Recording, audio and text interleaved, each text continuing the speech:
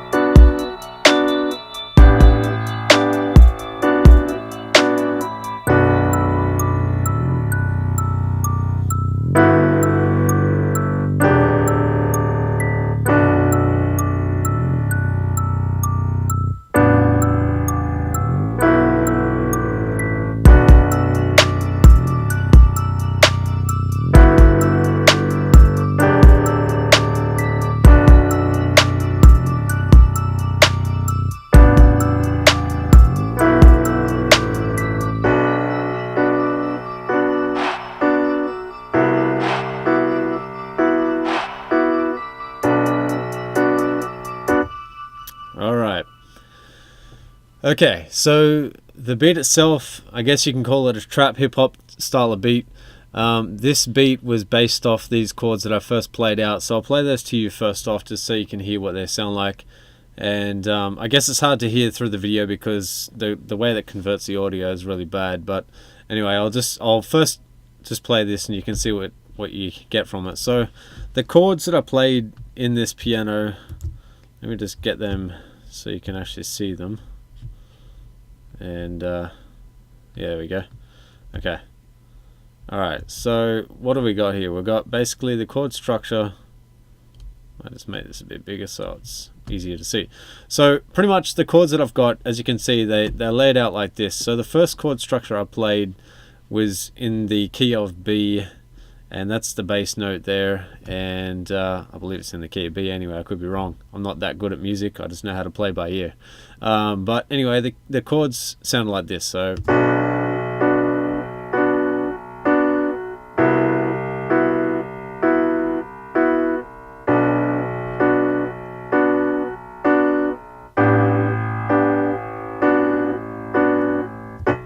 okay, so that was the main idea that I first came up with, and that was the basis of the entire beat.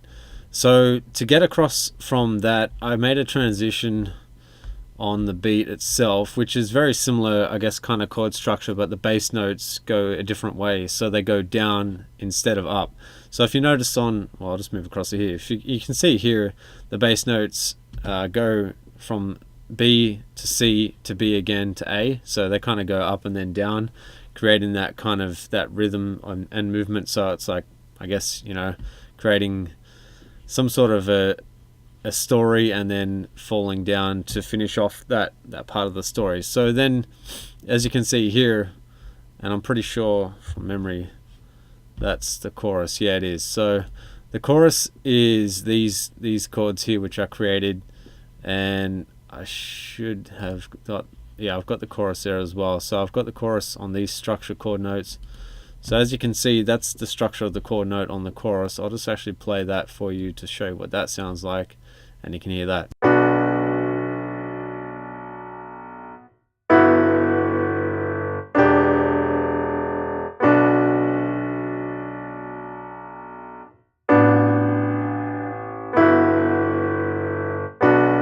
Okay, so that was the chorus that I came up with.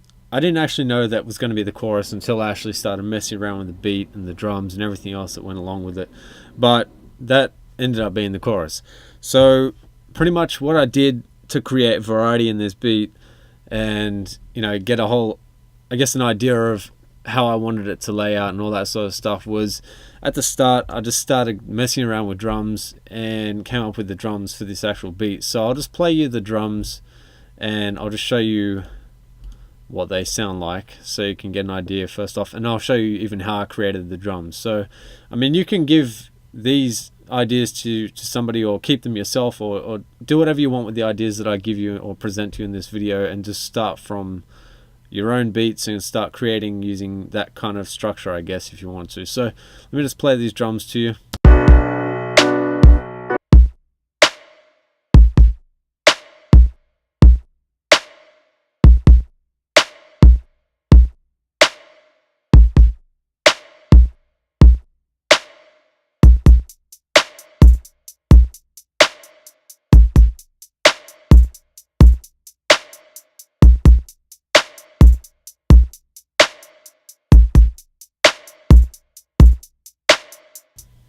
Okay, so they were the drums pretty much.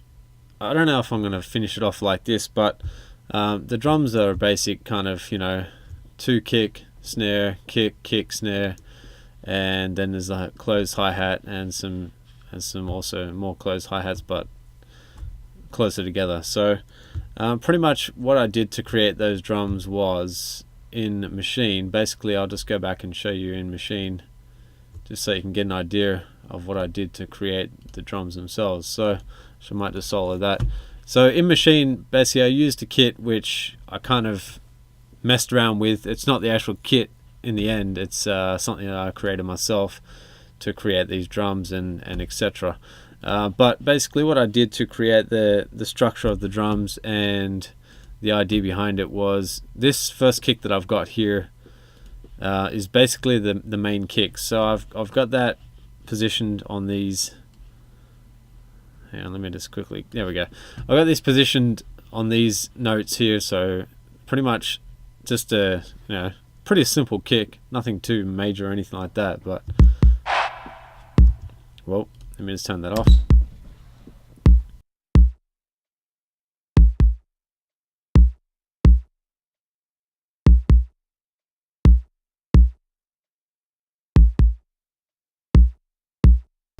Okay, so that kick pretty much is just a 606 kick that I use, but I also stacked it with this kick at really low volume, so it'll be hard for you to tell much of a difference on the video. But basically I've got the same kick laid out on both of these, but that kick is really like a really weak kind of kick, but it fills out the kick if you just stack them together. So the idea was to stack them and give that kind of sound, a different unique sound to the kick, but most definitely has that punch that first kick still had. So let me just play that to you so you can hear what I'm talking about.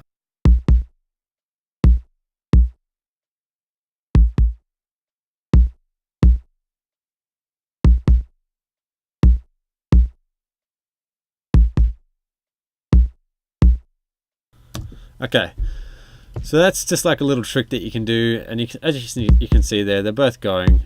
Just one at really low volume, and the main kick, it's the highest amount of volume there. So just a little trick to stack your kicks and keep them different, you know, like nobody has that kick, because I've stacked these 2 different kicks together, and that's something that's unique to this track, which you can do yourself on any, you know, any track that you've got. So the way I've then gone ahead and I just got the snare and just created a snare in that that same kind of, you know, simple structure, but just seems to work really well. So let me just play the snare for you and you can hear that.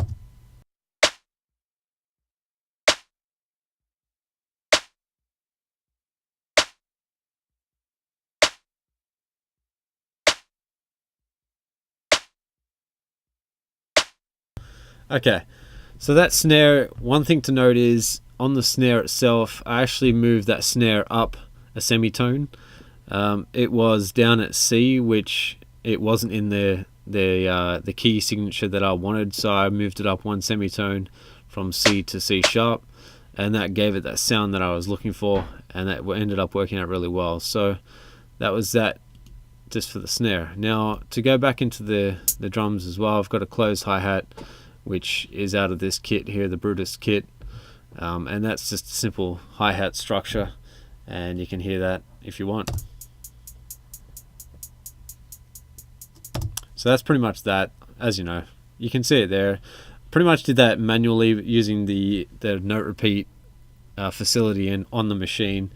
And I like to use stuff that's separate to Studio One sometimes, like Machine, just to create my drums. And I actually use this as a plugin within Studio One. So you can see here, it's actually just a plugin that I've put in here. So it keeps to the tempo of my actual track, the main tempo, which is 130. And I just create my drums, and then I actually just drag the audio like this. I process the audio and drop it straight into my track there. And you know, there it is right there. So pretty much that's the drums there. So then the other part was this little closed hi-hat as well, which kind of hits on a few different positions there, and that just gives it a bit of variety. And I've panned that to the left, and I've panned the other closed hi-hat to the right, so they each give their own individual movement within the track. So pretty much that's the kick and snare and drums all together, I should say, and that's those created. So basically then from there, after I created the drums and the piano, it sort of started to come together because the groove started to really fit. One key thing I guess you could take from this is when you're creating your rhythm, so say for example your piano, so you're playing your piano, sometimes, myself anyway, sometimes I struggle with the keeping with the tempo of the drums if I don't have the drums playing. So sometimes I'll create the rhythm of the piano and get the idea in my head, but then once I get the drums, I'll replay the piano out, or I'll move the MIDI files around, the MIDI around, just to sit right with the drums. I find that if you have, especially with, I don't know, with trap music, sometimes you get stuff that's right on the key signature or the tempo, and you can quantize it right to the bar or the beat.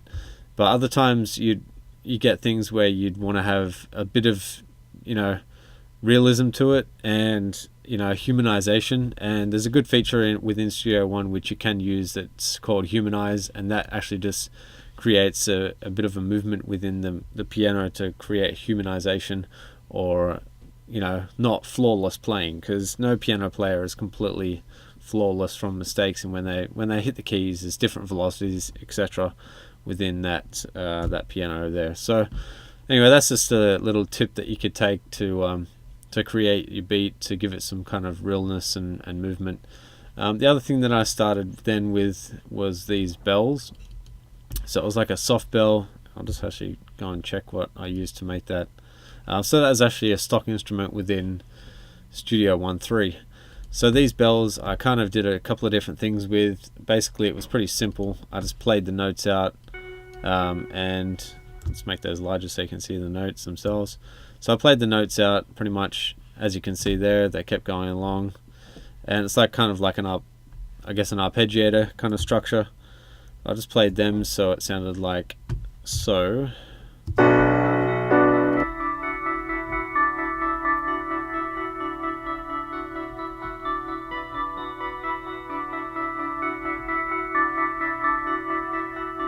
The next thing you'll see, it goes up an octave.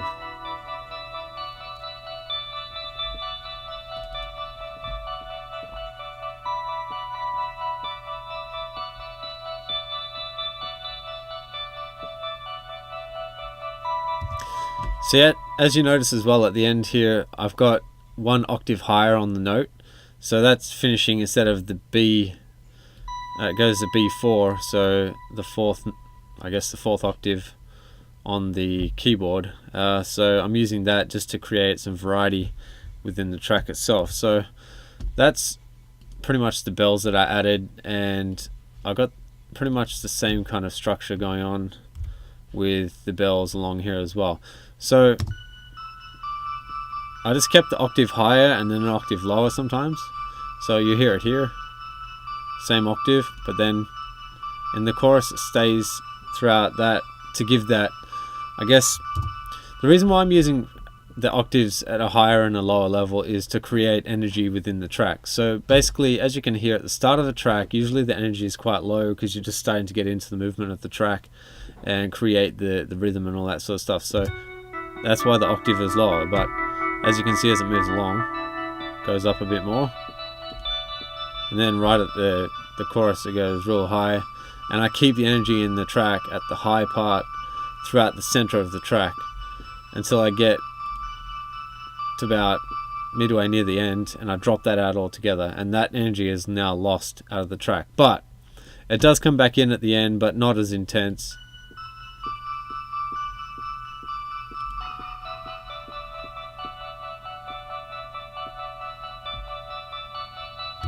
So as you can see, I kept it there.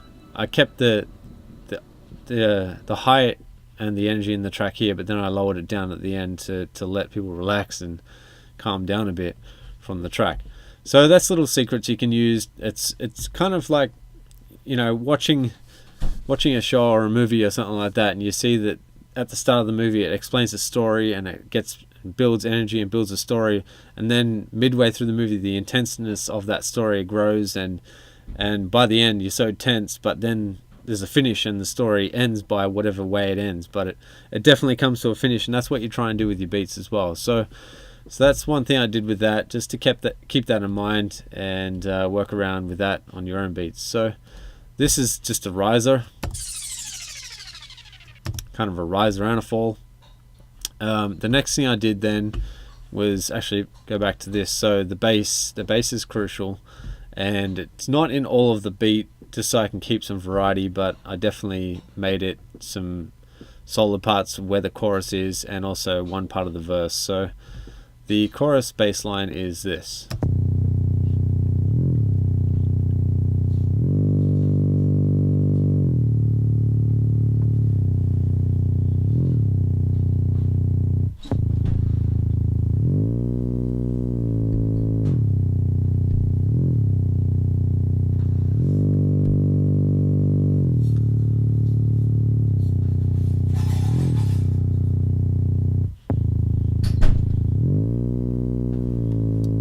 Okay, so that's the bass line that I created for the track itself, and you'll see when I put it all together how it works together really well.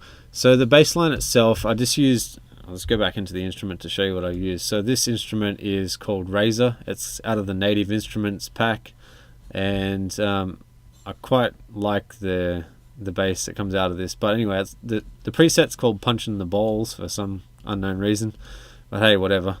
That's what it's called. So I use that preset usually for that type of sliding bass, and it's got a glide feature, so you can just set the glide to however you want it.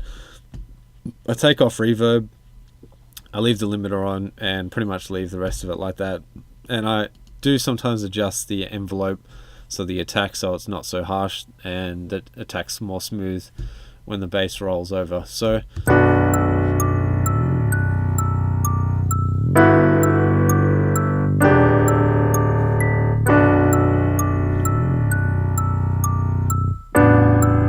the other thing you want to note down is that this is on mono, so it only triggers one bass note at a time rather than being on poly, which would trigger, as you can see, 6 voices are actually being triggered apparently, but it's only triggering one bass note. So I've just got the quality at medium. It doesn't really matter with this, it's low, medium, high, whatever you want. I just put medium because it's less CPU drainage. But the way that I got the bass to sound the way I did is by adding some effects to that bass. Now I'll just show you quickly what I did with the effects and how I created that real like growl about the bass. So one effect which you'll have if you have Studio 1.3 is red light district. Now I've found that this is a really beneficial plugin, and if you want to get stuff to sound up front and, you know, just distorted sometimes, or I don't know, whatever effect you want to use that creates distortion, this is pretty much a really good plugin to do it. I was actually trialing another plugin at the stage when I created this beat, an Isotope Trash, which I really like as well. This plugin's got some great features, and it creates a really unique sounds that I don't think anything like this does. But it definitely, you know, just one to keep your eye out on is Trash 2. That's a good plugin. But anyway, I'm not trying to sell it or anything. I just wanted to let you guys know what I'm looking at and what I use. But anyway, to create this bass line, what I did was I used this as the growl, or that really high growl sound that you hear out of the bass. So I'll play it without it, and you can hear without it.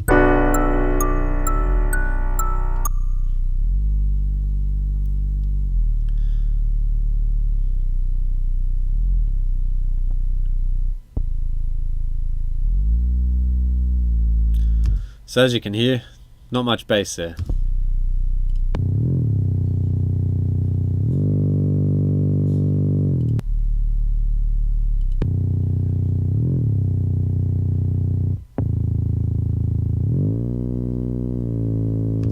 So that's pretty crazy. I mean, I've found this trick to work on a lot of different things, but especially on a bass that you don't want to steal all the low end frequencies on your mix. So I'll just show you, I'll get a spectrometer and I'll just show you exactly what I'm talking about when I'm talking about stealing your low end on the track. So basically what I try and do is I always monitor this stuff just to get an idea of where I'm at with my low end. So I'll just turn this off. So we've got a low end, definitely got low end there. But then when you put this in, it adds all this extra mid-range stuff that you didn't have previously. And it kind of takes away a bit of that low end. And it does that because it's got a low end frequency. It's got a low end frequency response filter here. So it's pretty much removing some of the low end and some of the high end, but it's adding some mid-range to that sound. And you can definitely see it. So it puts that mid-range in a different position, and the bass is now clarity. You can hear the bass, it sounds a lot clearer. And that's a little trick that you can use if you've got some kind of a sine wave or something like that you want to make sound more distorted or louder and up front. You can just use a little trick like this. That's one thing I probably gave away the best cheat out of all this on this beat. But anyway, so that's one thing I did, and then I put a limiter on the bass so I could control the actual bass, because otherwise it's all over the place and it's actually quite loud. So even without that, it's actually, it doesn't move around too much, but I just put a limiter on it, really pull that sound or the volume down. So that's another little trick as well. So if you're noticing, especially when this will get vocals on it, if you're noticing that other things are being taken out or overrun, it's usually a bass that's taking a lot of the room up. So check your bass, turn the bass down, or do whatever you need to do with the bass to get it sit up front. But always check your bass, because that's something that I noticed that controls a lot of the, for example, the low end of the mix. So if your other things like your drums or anything else that kind of fill that low end area are being overrun, then it's usually your bass that caused that. So that's just one little trick. So anyway, I hit the limiter on the bass. It's really limiting that by a lot, so minus 20 dB, but it really works to get that sound that I'm after. So anyway, so let's play that together.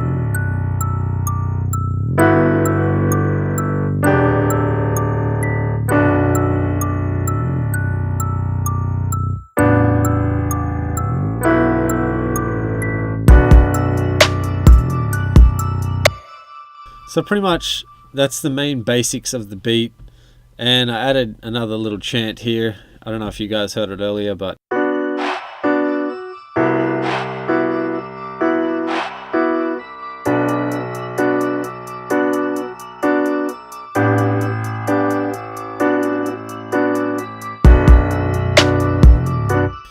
So that was that part of it. The other thing I just added in here at the end, which was kind of like a choir that I created and found in Studio One. It was out of the, pretty sure it was in this browser pack here. So yeah, I still have it loaded up. So it was the full choir, which I just dragged across basically this preset here, and I created just a bit of a choir thing going on.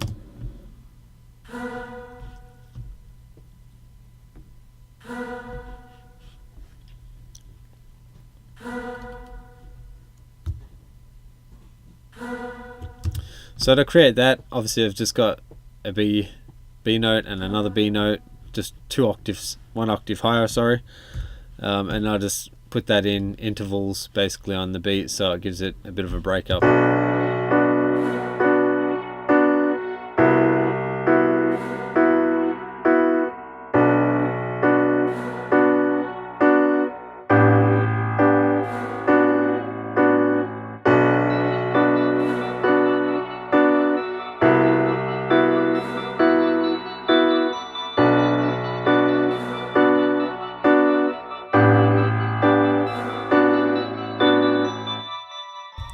So pretty much that's how I did that. Also, I've got this little acoustic thing which I created out of FM8. I don't know if I still have the instrument here or not. Yeah, I do. So let me just see if I can load it. I'm going to load it now. Anyway, so that's where I got the instrument from. I'll just play that to you.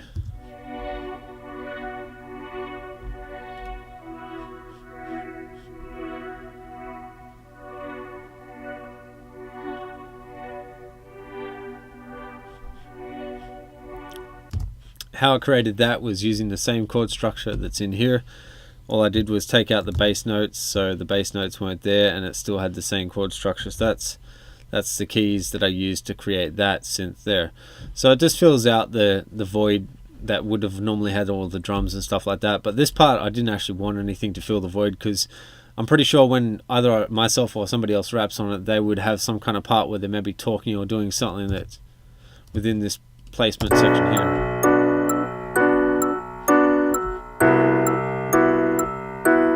So that's kind of open, but then at the end, just create that movement.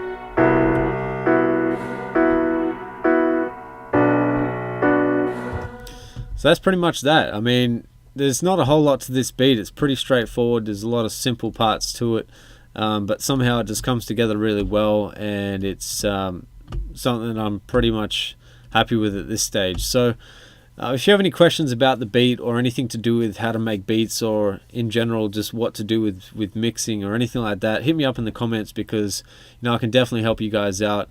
And I'm happy to do other tutorials that show you how to mix, or what I did to mix this particular track. I didn't want to get too far into this to go into it too much, but I can make another tutorial on how I mixed it and what I did to create the clear mix, about the processing and all that sort of stuff. So if there's any questions, hit me up in the comments. Otherwise, I hope you guys have a nice day, and always remember to like and subscribe, because it does help me out with this channel. Peace!